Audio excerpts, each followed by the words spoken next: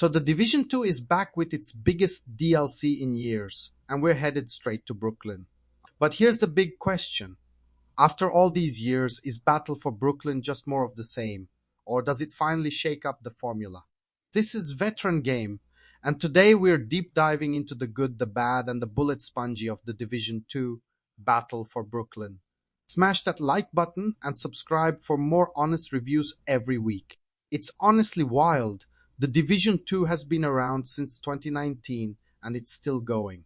That's a testament to a devoted fan base, a steady drip of updates, and a loot grind that even now scratches that itch. Battle for Brooklyn is the first real paid expansion since Warlords of New York. If you've been away for a while, this is Ubisoft's latest attempt to get you back in the streets, looting, shooting, and fighting for what's left of civilization. So does Brooklyn deliver that homecoming feeling? Or is it just nostalgia bait? Let's talk about what you actually get. Battle for Brooklyn drops you into a new crisis.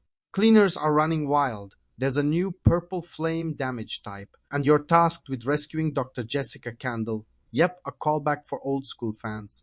There's intrigue, betrayals, returning faces, and the usual Tom Clancy-style twists. But honestly, if you haven't been following the lore closely, you might be a little lost.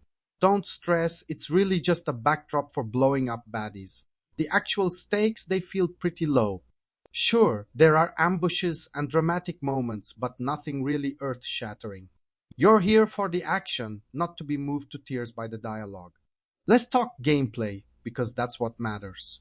Brooklyn itself is a compact, gritty environment packed with detail, ruined streets, graffiti, animals roaming, all that classic Division world building.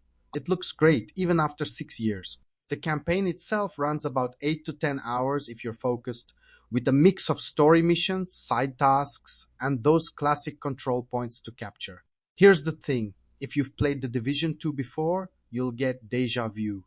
The objectives haven't changed much. Secure this, defend that, grab some loot, move on. New mechanics, like the rocket launcher turret or the purple flame debuff, spice things up a little, but it's more of a wrinkle than a reinvention. Some missions really pop, but overall it's business as usual. For veterans, that's either comfort food or a missed opportunity for real innovation.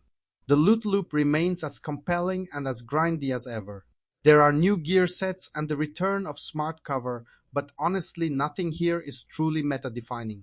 It's more about finding a fun build than chasing overpowered new toys. You'll spend time gathering new currency, fine-tuning your loadout, and optimizing for your playstyle, be it solo tank, team support, or glass cannon DPS. And yes, all the classic Division gadgets are back, ready to be tweaked and min-maxed to oblivion. The campaign lets you jump in at level 40, so if you've been away, you're not penalized for not grinding all those past seasons. Whether you go solo or squad up, expect the usual Division 2 difficulty curve. Tense firefights, flanking enemies, and the ever-present threat of getting swarmed if you get sloppy. The purple flame mechanic is more annoying than threatening. It limits your max armor if you don't patch up. But it won't change your life unless you're on high difficulty. Bosses, meanwhile, can be legit tough, especially the last one. Prepare for some sweaty palms. Now let's address the big ugly elephant, stability. On PC, the Battle for Brooklyn update is plagued by random crashes. 5 minutes, 10 minutes, half an hour, you just never know. It's been a problem for years, and somehow it's back with a vengeance here. Even after every fix in the book, the crashes kept coming. For a 6-year-old game, that's just not okay. Console performance is more stable, but the lack of a true next-gen update is a bit of a letdown. Still, for most players, the game looks and runs well enough, with great weather effects and classic Division-style atmosphere. Let's be real, if you didn't vibe with the Division 2's formula before, nothing in Battle for Brooklyn will change your mind. This is DLC made for the fans, those who love the combat, the loot, and the grind. If you just want more missions, new loot, and a reason to group up with friends, you'll find plenty to enjoy. If you wanted a revolution or some genre-bending twist, you might leave disappointed. This is more of a greatest hits compilation than a bold new direction. So is the Division 2 Battle for Brooklyn worth your time and cash? Here's the breakdown. The good.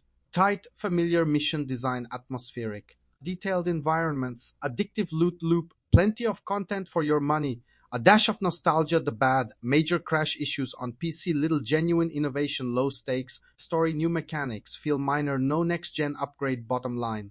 If you're craving more Division 2, this DLC delivers exactly what you expect, no more, no less. It won't make new fans, but for old agents, it's a solid excuse to gear up and hit the streets again. Have you jumped back into Brooklyn, or are you done with the Division 2 for good? Drop your thoughts and favorite builds in the comments. For more deep dive reviews and bold opinions, make sure you subscribe to Veteran Game. See you in the Dark Zone, agents.